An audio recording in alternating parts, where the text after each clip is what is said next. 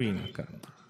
میں نے کئی لوگوں کو روتے دیکھا ہے، اے کاش ہمارا باپ اپنے بہن بھائیوں کو حق دے دیتا، اے کاش میرا باپ اپنی بیٹیوں کو ورثہ دے دیتا، آج ہم رولتے نہ، ہم برباد نہ ہوتے، ہم خوشحال ہو جاتے۔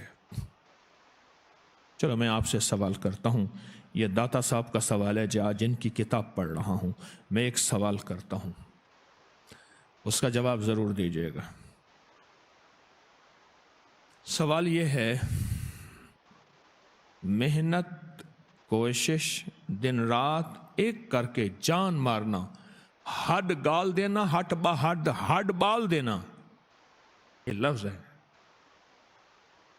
بے شمار لوگ ملیں گے، کیا اس کے بعد جو محنت زیادہ کرے گا مالدار وہی ہوگا کیا؟